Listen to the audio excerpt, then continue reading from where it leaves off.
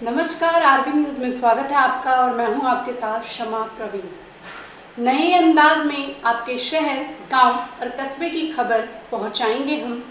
आप तक पहुंचकर आपकी आवाज़ उठाएंगे हम। आपके सरोकार से जुड़ी खबरें भी दिखाएंगे हम। सरकार तक आपकी बात पहुंचाएंगे हम। तो बिहार से जुड़ी छोटी से छोटी खबर जानने के लिए सब्सक्राइब करें आरबी न्यूज़ चैनल।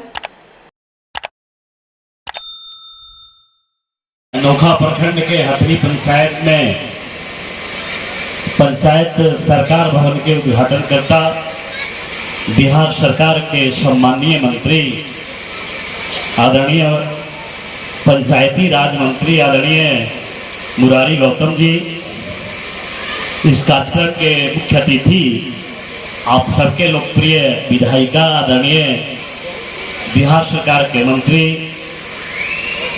अनीता जी, आह्वान करें कि रहे भी ये दोनों मंत्री रहेंगे तभी रोहतास के। हम तो यही आशा करेंगे। ये कोई पार्टी वाला मंच नहीं है और पार्टी की बात अलग है यार, दिल होनी चाहिए। दल और दिल में थोड़ा फर्क होता है, दल और दिल में थोड़ा फर्क होता है।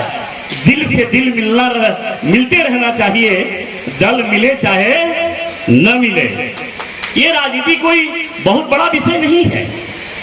ये हम राजनीति में आए हैं तो हम किस पार्टी में हैं, ये किस पार्टी में है, सबका नैतिक दायित्व और कर्तव्य है कि अपने नैतिक दायित्व निभाने के लिए अपने जो कर्तव्य में है उसका पालन करने के लिए अपने दायित्वों का ईमानदारी पूर्वक निर्वहन करें।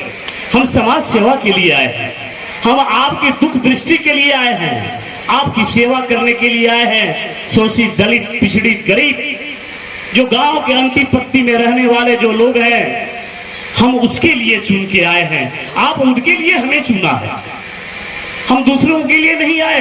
बाबा साहब ने जब संविधान लिखा था, बाबा साहब ने जब संविधान लिखा, मेरा देश जब आजाद हुआ, जब मेरा देश आजाद हुआ, संविधान लिखा तो उसने त्रिस्तरीय पंचायत की कल्पना की थी।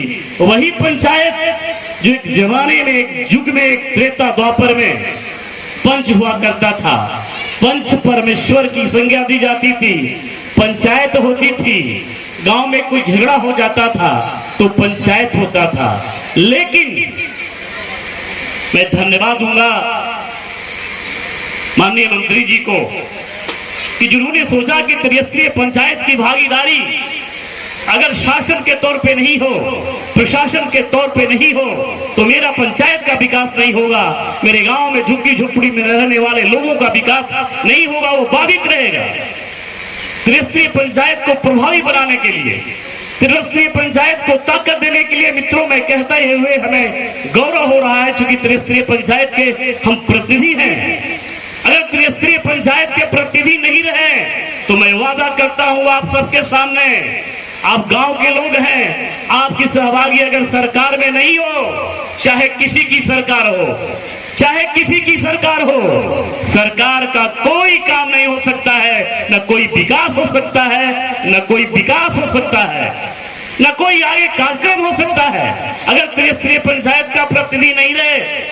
हमें याद आता है मित्रों, मैं पंचायत पे आऊंगा, पंचायत सरकार भवन पे, किसका निर्माण क्यों हुआ, किस लिए हुआ, आप जरा सोचिए। आप सभी अभिभावक तो हैं, सभी बुद्धिमान लोग हैं। एक कोरोना काल था, मंत्री जी यहाँ बैठे हुए हैं।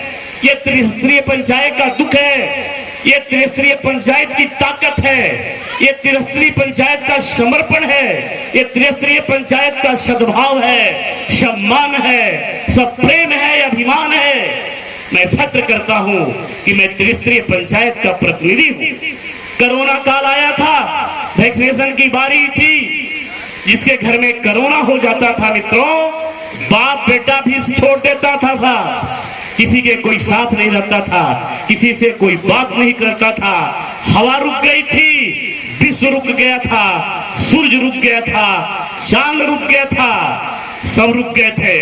लेकिन त्रिस्तरीय पंचायत के प्रतिनिधि वैक्सीनेशन लेके गांव में मरते हुए लोगों को, चाहे वैक्सीनेशन की हो, चाहे गरीब लोगों को राशन दिलवाना हो, चाहे स्वच्छता की बात हो, हमारे त्रिस्तरीय पंचायत के प्रतिनिधि चाहे वार्ड सदस्य हो, चाहे पंचायत समिति के सदस्य हो, चाहे मुखिया हो, चाहे जिला परिषद के सदस्य हो, मित्रों कदम से कदम अपनी प्राणों की कुर्बानी देके हमें डर नहीं लगा कि समाज का कल्याण ही मेरा, समाज की कल्याण ही मेरा परम धर्म है। हम इसीलिए आए हैं।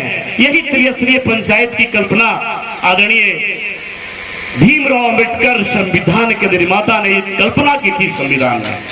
मैं 2 मिनट के लिए बोलने के लिए आया था, 10 मिनट होने वाला है। इतना उत्साह वर्धन कर दिए कि मैं सोचा कि मैं भाव विभोर हो गया। लोहा जितना तपता है उतना ही ताकत भरता है। आप रहिए, आपके सभी लोग आपके साथ हैं, कोई पीछे नहीं हटेगा। कर्म पथ पे आगे बढ़िए। लोहा जितना तपता है उतना ही ताकत भरता है। सोने पे जितनी आग लगती है वो प्रखर होके निकलता है। सोने पे जितनी आग लगे वो प्रखर होके निकलता है। हीरे पे जितनी धार लगे वो खूब होके चमकता है। नदियों सा आदर पाना है, नदियों सा आदर पाना है तो पर्वत छोड़ निकलना होगा। नदियों सा आदर पाना है तो पर्वत छोड़, गांव छोड़ के निकलिए, शहर में झुग्गी झोपड़ी में जाइए, काम करिए। नदियों सा आदर पाना है तो पर्वत छोड़ निकलना होगा। अरे हम भारत के बंदे हैं, क्यों सोचे राह सरल होगा। नदियों सा आदर पाना है तो पर्वत छोड़ निकलना होगा। हम भारत के बंदे हैं, क्यों सोचे राह सरल होगा। अगर कर्म में सच्चाई है तो कर्म कहाँ निष्फल होगा। हर संकट का हल होगा, आज नहीं तो कल होगा। आप सबको, आपने धैर्यपूर्वक मेरे उद्बोधन को सुना। मैं सबको अपने हृदय के गहराई से एक बार फिर आप लोग के स्नेह आशीर्वाद से जो ताकत मिली, मैं जीत के आपके सामने खड़ा हूँ।